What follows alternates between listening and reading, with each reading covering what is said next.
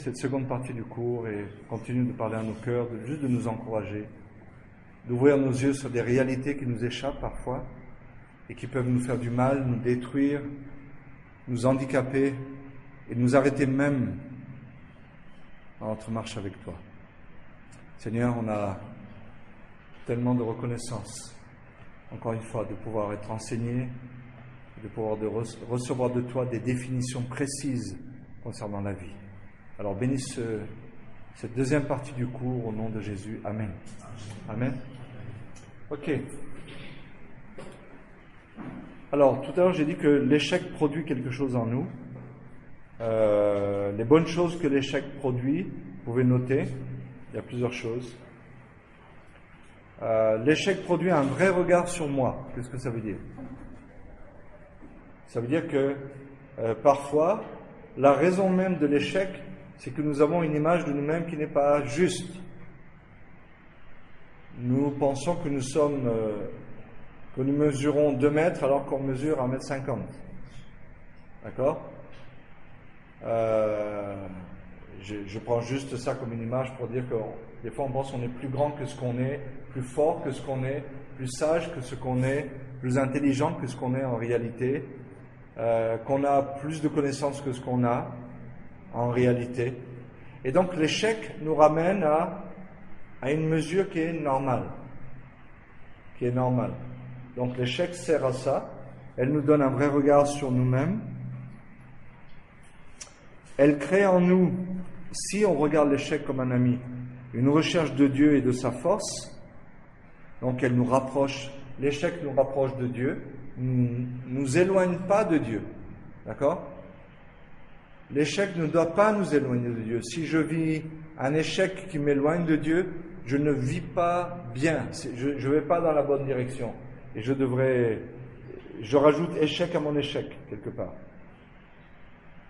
Donc, une recherche de Dieu et de sa force. Ensuite, ça crée une dépendance sur Dieu. Parce que la seule façon de sortir de l'échec, de la spirale de l'échec, c'est de considérer que c'est Dieu seul qui peut t'aider, que lui seul a la force de faire ça pour toi. Et donc, quand tu vas entreprendre quelque chose maintenant, c'est pas juste toi. Ah oui, j'ai compris la dernière fois, j'ai compris comment il faut faire. Il y a l'aspect pratique des choses, d'accord? Il y a l'aspect pratique des choses. Ok, je sais qu'il ne faut pas que je fasse ça, j'aurais dû le faire de cette façon-là, mais merci Seigneur. Et puis peut-être on est faible dans le fait de savoir que c'est pas par notre force, mais c'est par sa force à lui. Alors peut-être maintenant on a la connaissance, on va dire, théorique de la chose, matérielle de la chose. Ok, voilà, maintenant j'ai compris que si je mets ça devant ça, ça va faire comme ça. Mais peut-être que j'ai aussi un autre problème, que j'essaye de faire les choses par ma propre force. Et donc, l'échec, c'est pas parce que j'ai compris que pour pas que ça se dessèche, il faut que je le mette là comme ça, que automatiquement je vais m'en souvenir à chaque fois. Il faut que je dépende de Dieu et je dis Seigneur, aide-moi à me rappeler que il faut que je remette le bouchon ici, parce que j'ai appris ça, pour pas qu'il se dessèche. Et je compte encore sur lui. Parce que je dépends 100% de lui. D'accord? Et ce n'est pas de s'amoindrir. De toute façon, l'apôtre Paul le dit, je sais qu'en moi, il n'y a rien de bon. C'est l'image, le regard qu'on doit avoir de nous-mêmes, le regard de base qu'on doit avoir sur nous-mêmes. C'est même pas, oui mais l'apôtre Paul, lui, il est élevé, quoi. Il exagère il exagère, c'est juste un style de mots qu'il utilise. Non. Il a réalisé qu'en lui, il n'y a rien de bon. Maintenant, si tu vas lui dire, donc Paul, ça veut dire que tout ce que tu fais est mal? Non. Non. Mais je sais que je suis suffisamment mauvais pour tout gâter. Je ne dis pas qu'il n'y a rien de bien en moi, mais je suis suffisamment mauvais pour gâter tout. Si je vis en moi-même, dans l'orgueil, dans ma suffisance, etc., Dieu va permettre que ce mauvais truc en moi, eh bien, m'amène à l'échec pour que je réalise quelque chose. Donc, on a parlé de regard, on a parlé de rechercher Dieu et sa force, et dépendre de Dieu pour toute chose. Et la quatrième chose que ça produit, lorsque l'échec est regardé comme un ami, il produit une libération par rapport à ma suffisance et aux standards humains. Donc il me délivre de moi-même en fait. Il me libère de moi-même. L'apôtre Paul, Romains chapitre 7, c'est quoi? C'est l'échec. Le bien que je veux faire, je n'arrive pas à le faire. Le mal que je veux faire, c'est ça que je fais. J'échoue. Et à chaque fois qu'il dit je, qu'est-ce qui se passe? Échec, échec, échec, échec. D'accord? Et rappelez-vous, on l'a dit, je crois, samedi matin, mais depuis la création du monde jusqu'à aujourd'hui, période de l'Église, qu'est-ce qui caractérise la vie de l'homme jusqu'ici, jusqu'à aujourd'hui? C'est échec, échec, échec, échec, échec. Que ce soit des peuples, que ce soit des individus, que ce soit même le peuple élu de Dieu, c'est échec par rapport à la pensée de Dieu. Encore une fois, ça ne veut pas dire qu'entre les deux, il n'y a pas eu des gens qui ont fait des choses, de belles choses. On ne dit pas ça. Mais on regarde d'une façon générale, globale, on regarde et on dit c'est l'échec. Vous pensez que l'Église de Jésus-Christ, qui a la parole de Dieu sur cassette, sur Internet, sur livre, sur vidéo, dans toutes les langues possibles et imaginables, qui a le Saint-Esprit, la liberté, pensez que l'Église de Jésus-Christ réussit aujourd'hui? Non? L'Église de Jésus-Christ échoue. On entend parler de détournement de fonds, on entend parler du pasteur qui couche avec 3 femmes dans son église, on entend parler de celui-là qui a construit l'église juste pour avoir l'argent, on entend de celui-là qui est un petit dictateur dans son coin, on entend celui-là qui se fait passer pour je ne sais pas quoi, on entend parler de ce pasteur qui a un site internet où il prend des photos d'enfants qu'il n'a jamais vus, et des enfants qui traînent dans la rue, il dit voilà, ça ce sont mes enfants, aidez-nous dans notre orphelinat qui n'existe pas. Alors, on ne peut pas imaginer tout ce qu'on entend. Tout ce qu'on entend. Que ce soit ici, en Amérique. Vous savez qu'il y a des évangélistes qui vont en prison, hein, aux États-Unis. Hein, des gens qui ont détourné des millions de dollars. D'accord? Donc, pensez que l'Église est vraiment réussit vraiment dans son rôle dans le monde. Il y a eu un moment où il y a eu des éclats. Il y a eu des éclats, mais l'Église d'aujourd'hui, l'Église de Laodicée, parce qu'on est convaincu que nous sommes dans les derniers temps, et celle qui symbolise l'Église des derniers temps, c'est l'Église de Laodicée, honnêtement, c'est n'importe quoi. Je suis riche, j'ai besoin de rien, j'ai besoin de personne. Et Jésus dit, vraiment? Parce que tu penses que tu es riche et que tu as besoin de personne, écoute bien ce que je vais te dire. Tu es pauvre, tu es misérable, tu es aveugle et tu es nu. La nudité parle de la honte. Tu devrais avoir honte. Tu penses que tes œuvres t'habillent et tu restes nu. Tu devrais avoir honte. Donc, c'est l'échec. Donc, l'échec, Dieu le sait. Pensez que Dieu a créé l'univers, il a créé le monde, il a créé les hommes, ne sachant pas que dans toutes les périodes de l'Église, de l'humanité, de l'histoire, de l'homme avec son Dieu et de l'Église, il n'y aurait pas d'échec. Il sait ça. Il sait. Et il a inclus l'échec dans sa relation avec les hommes, dans sa façon de traiter avec les hommes et de les aider à évoluer personnellement, individuellement, petit groupe, une église, etc. Mais l'échec fait partie de la vie. Quelqu'un a dit qu'il n'y a pas de réussite sans échec. Et si vous regardez, rare, je ne dis pas que ça n'arrive pas de réussir quelque chose du premier coup. Vous avez vu comment c'est?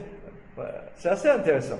La personne qui réussit bien du premier coup, waouh, elle est tellement contente de regarder, je vais le refaire. Et voilà que, bam, elle échoue. Comment ça se fait? Comment ça se fait? Oh, peut-être que Dieu lui avait donné un petit coup de main avant, il n'a pas vu qu'il lui avait donné un petit coup de main. Et maintenant il dit, je vais le refaire, je vais le refaire. Et Dieu dit, ah, vas-y. Bon. Et il échoue. Donc, il n'y a pas de réussite sans échec. Pensez à un personnage qui a accompagné Paul et après Pierre, qui a été un échec. Qui a été un échec? Accompagner Paul dans son premier voyage missionnaire. Jean-Marc. Jean-Marc ou Marc? Pas Marc. Marc. Il a abandonné Paul et son équipe parce que, voilà, il avait peur, il n'avait plus envie. En tout cas, il les a laissés à un moment critique et il est reparti à Jérusalem. À un moment donné, Barnabas dit à Paul, bon, on va le reprendre. Il y a Silas avec nous aussi, on va prendre Jean-Marc avec nous. Et Paul dit non, le gars là, il m'a laissé tomber. Non, je ne reprends pas ce type de personne-là avec moi. Et il y a eu un différent entre Barnabas et Paul. Barnabas est parti avec Jean-Marc et Paul est parti avec Silas de l'autre côté. Mais l'histoire de l'Église nous apprend que Jean-Marc est devenu un de ceux qui ont écrit un évangile, parce que c'est lui qui a écrit l'évangile de Marc. Il est devenu l'évêque d'Alexandrie et il est mort martyr. Est-ce que son échec l'a empêché de vivre de grandes choses avec Dieu? Au contraire, son échec a été presque le fondement pour attirer ses regards, un autre regard sur lui, pour le rendre dépendant de Dieu, pour qu'il ne soit pas suffisant en lui-même, etc., etc. Et ensuite, Barnabas, qui veut dire fils de consolation, a certainement œuvré dans la vie de Jean-Marc. Il y en a qui estiment que Paul n'aurait pas dû être aussi dur, mais bon, c'est la vie, c'est comme ça. Si Paul a échoué, il a échoué là, par exemple, mais ça ne l'a pas empêché de réussir et de devenir et de faire un grand travail pour Dieu. Donc, Jean-Marc, qui était à la base un échec, vous imaginez, tu vas avec le prestigieux apôtre Paul, il se passe de grandes choses. Et puis, au milieu de la course, tu dis, bon, tout ça là, non, vous êtes un peu, moi, je ne supporte plus tous ces trucs-là. Non, moi, je m'en vais, je retourne chez ma mère. Et il retourne au village. C'est quelque chose, n'est-ce pas? C'est quelque chose. Imaginez un pasteur qui un jour se lève et dit, voilà, j'en ai marre d'être pasteur. Ça fait 10 ans qu'il a une église, et il dit, j'en ai marre d'être pasteur, je m'en vais. Et il quitte l'église. Waouh! Qu'est-ce qu'on va dire de ce gars? Un an après, on apprend qu'il a commencé une autre église quelque part, et que son église est 3 fois plus grande que la première qu'il avait laissée. Qu'est-ce qu'on va dire de ce gars? On va dire quoi? On va dire, ouais, c'est pas normal. Qu'est-ce qu'on va dire? On va dire, on gère aussi les échecs des gens dans la vie des gens. On les gère aussi. On les gère. Mais peut-être il s'est repenti. Il a reconsidéré sa stupidité. Normalement, quand vous échouez, que ça affecte des gens, incluez les gens dans votre processus de vous relever. Ça veut dire, allez leur demander pardon aussi. Ça, c'est important. Donc, l'exemple que je vous ai donné, il a un peu exagéré parce que normalement, il devrait retourner vers son église et dire, je vous demande pardon. Maintenant, vous avez un nouveau pasteur. Je ne suis pas là pour reprendre l'église. Continuez et pardonnez-moi si je vous ai choqué. Mais Dieu a touché mon cœur. Maintenant, il m'a permis de recommencer quelque chose. On est des frères et je suis là-bas. Et voilà. Et on se réjouit de ce que Dieu ait pardonné cet homme, de ce que Dieu l'ait relevé et de ce que Dieu l'ait béni au-delà de ce que nous, on aurait voulu le bénir. Hein? Il a quitté, il a crevé la bouche ouverte par terre, ça sera bien fait pour lui. Voilà. Non. Voilà, Dieu l'a relevé, et c'est bien, et c'est formidable. Et c'est formidable. Je pense que Paul a été béni de savoir que Jean-Marc est revenu à quelque chose de mieux et qu'il a recommencé sa marche avec Dieu, à devenir un homme de Dieu, etc. Je pense qu'il s'en est réjoui de ça, puisqu'après il dit quoi? Appelez Jean-Marc, parce que maintenant j'ai besoin de lui. Donc il a vu que Dieu l'a relevé et que l'échec n'était pas définitif chez Jean-Marc. Gloire à Dieu pour ça. Ok. Il paraît que des gens comme Albert Einstein, Pasteur, celui qui a fait beaucoup de choses pour la médecine, même Bill Gates, On regarde Bill Gates aujourd'hui, on dit c'est 90% de tous les ordinateurs qu'il y a dans le monde, système d'exploitation, c'est Bill Gates, etc. C'est un multimilliardaire, il ne sait même pas ce qu'il fait avec son argent, tellement il a d'argent. Mais ce gars n'est pas devenu comme ça. Est-ce que vous savez que Walt Disney, je donne des exemples comme ça, Walt Disney, vous savez qui c'est Walt Disney?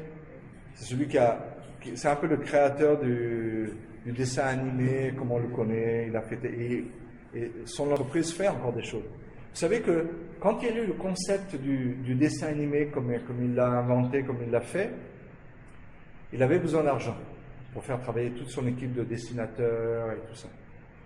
Il a frappé, vous savez à combien de banques, avant d'en trouver une qui finance son projet? Combien d'après vous? Combien de banques il a pu frapper avant de trouver quelqu'un qui le finance? 10. Combien? 20. 300 banques. 300. Il a frappé à la porte de 300 banques avant que quelqu'un le regarde dans les yeux et lui dise « Toi, t'es un original, mais je vais te faire confiance quand même. » 300. Vous imaginez? C'est pour ça que Dieu dit, quand Dieu dit « Demandez, on vous donnera », vous savez ce que ça veut dire vraiment? Ça veut dire demander, demander encore, continuez de demander, demander, jusqu'à ce qu'on vous donne. Demandez. Ne vous fatiguez pas, ne vous lassez pas, continuez de demander. Ne regardez pas l'échec comme une finalité. Si au fond de ton cœur, tu es convaincu que ça, c'est la volonté de Dieu, vas-y jusqu'au bout. Vas-y jusqu'au bout. Mais des fois, Dieu permet aussi l'échec pour nous révéler ça. C'est que peut-être ce qu'on était en train de faire, c'est pas la volonté de Dieu. Peut-être que c'est pas la volonté de Dieu.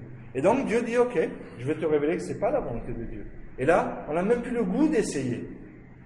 Et Dieu nous dit, voilà, tu as compris maintenant. Tu n'as pas voulu écouter ma gentille petite voix qui te parlait et qui te disait quand tu étais dans ta chambre, tu disais, Seigneur, je veux faire ça. Et moi, j'essayais de te parler en te disant, non, tu sais, c'est pas ma volonté. C'est pas ma volonté. Mais toi, tu étais tellement occupé à me faire entendre ta voix à toi que tu n'as pas pu entendre ma voix. Donc maintenant, je suis obligé de te parler différemment. Et donc, je peux utiliser l'échec pour te montrer quelle est ma volonté. Et ça, c'est encore autre chose. Donc, voyez, les gens qu'on regarde aujourd'hui, on les regarde comme, waouh, c'est des réussites, comment on fait pour réussir. Nous, maintenant, on est dans des sociétés, peut-être pas encore ici, mais on est dans des sociétés en Europe où on a l'impression que Bill Gates, ok, allez, moi aussi, je vais vendre des ordinateurs et on va m'appeler Bill Gates. Moi aussi, je sais dessiner un peu, on va m'appeler le Walt Disney du 21e siècle. Ou Léonard de Vinci, j'aime bien peindre, allez, hop, je vais devenir le Léonard de Vinci du 21e siècle. Les gens, non, c'est pas comme ça. Dieu va permettre échec. Et lorsqu'un enfant apprend à faire des additions, il est petit, il a 6 ans, il apprend à faire 2 plus 2. Lorsque il est à la maison et que tu lui dis, allez, vas-y, dis-moi, 2 plus 2 égale, et lui te regarde dans les yeux, tout convaincu, il te dit, 3. 3. Qu'est-ce que tu vas lui dire? Tu as échoué. T'as échoué, c'est foutu. Va te suicider tout de suite. Non, ça fait partie de l'apprentissage. L'apprentissage. L'échec fait partie de l'apprentissage. L'échec fait partie de la réussite. Non, on lui dit non, c'est pas 3, c'est 4. Répète avec moi, 4. 4. Alors, 2 et 2, ça fait 5. Le gars te regarde, il est persuadé que ça fait 5, quoi. Échoué. Non, on ne lui dit pas qu'il a échoué, mais voilà. Alors, ça ne nous vient pas à l'esprit de rejeter cet enfant parce que, il n'a pas dit 4, il a dit 3, il a dit 5, et puis un jour il va dire 4. Et vous savez quoi? Le fait d'avoir dit 3, 5, 1, 7, etc., et qu'on lui dise non, c'est pas ça, c'est pas ça, c'est pas ça, c'est pas ça, c'est 4, le jour où il va dire 4, il saura que c'est 4. Donc, la base de la réussite à ce niveau-là, ça a été quoi? Les 8, les 3, les 2, les 5, les 1. C'est ça. Mais nous, on voudrait qu'ils fassent tout de suite. On est tous comme ça. Tous les parents voudraient que leurs enfants soient des génies. À peine tu lui dis quelque chose, le gars, c'est mes enfants.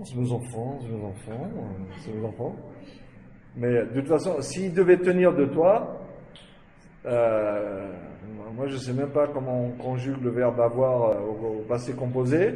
Non, c'est Dieu. C'est Dieu. C'est tout. En tout cas, donc, l'échec est aussi le soubassement de la réussite.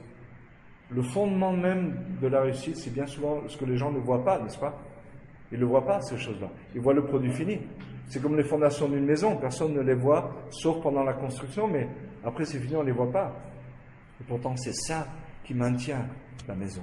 C'est ça qui maintient. Et l'échec, c'est un peu comme ça. L'échec est un peu comme, justement, le soubassement d'une maison. C'est un peu comme les fondations d'une maison. C'est important. C'est pour ça que nous devons avoir un regard correct sur l'échec. C'est un ami, c'est pas un ennemi pour vous. C'est un ami, l'échec. Si tu as échoué, tu te lèves, tu dis Seigneur, et voilà, j'ai appris quelque chose à mon sujet, c'est que je ne dois pas trop me faire confiance. Merci, aide-moi. Et tu vas de l'avant, et tu continues, et tu t'attaches à Dieu, et tu prends des dispositions, etc., etc. D'accord? C'est important. L'échec n'est pas la fin, mais le commencement de quelque chose. Quelqu'un peut regarder l'échec, il a fait quelque chose, et boum, c'est tombé. Et il peut s'arrêter ici. S'il s'arrête là, effectivement, l'échec, c'est la fin de quelque chose. Mais pourquoi pas regarder l'échec ici, là, comme le commencement d'une autre chose? C'est comme si, Dieu, tu ne veux pas que je commence la chose à partir de ce niveau-là, ici, là. Tu veux que je commence à partir d'ici. Parce que en étant là, si c'est le point de départ de la nouvelle chose, eh bien, je vais entreprendre cette chose avec une bonne façon de penser, une bonne attitude dans mon cœur, un regard qui est juste, une dépendance vis-à-vis de toi. Je vais m'attendre à toi, je vais te chercher, je vais te désirer. Et ma confession sera différente. Donc, l'échec n'est pas une finalité, c'est le commencement d'une nouvelle chose. Et il faut vous situer comme ça. Il ne faut pas situer la ligne ici, il faut situer la ligne ici. D'accord? La ligne de démarcation entre l'ancienne et la nouvelle chose, elle est derrière vous. Elle est derrière ici. Elle est derrière. Maintenant, c'est la nouvelle chose qui est devant vous. Et vous regardez devant vous. Et maintenant, l'échec, là, c'est le point de départ pour une nouvelle chose. Une nouvelle découverte avec Dieu.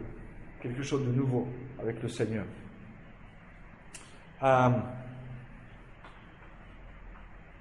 C'est vrai que parfois on échoue et c'est tellement fort. On peut penser à des hommes comme Moïse qui dit à Dieu, non, c'est même pas la peine que tu penses à moi. C'est même pas la peine que tu penses à moi. Cherche quelqu'un d'autre. Moi, ce n'est pas la peine. J'ai échoué lamentablement. Lamentablement. Gédéon se regardait comme un échec, n'est-ce pas?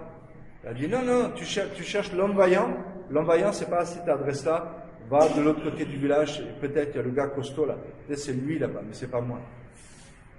C'est pas moi. Moi j'ai peur, moi je crains, moi je tremble, moi je dis à ma mère qu'on devrait quitter l'endroit. Moi, non, c'est pas moi. Et Dieu dit, mais si c'est toi que je veux. Et je vais justement utiliser qui tu es, comme ça, pour produire quelque chose. J'ai besoin d'un peureux. J'ai besoin d'un faible. J'ai besoin d'un gars qui a échoué. C'est ça que je cherche. C'est ce type de personne que je cherche. Dieu, c'est ce qu'il cherche. C'est pour ça qu'il permet qu'on échoue. Il pourrait éviter qu'on échoue, il permet qu'on échoue. Parce que c'est ça qu'il cherche.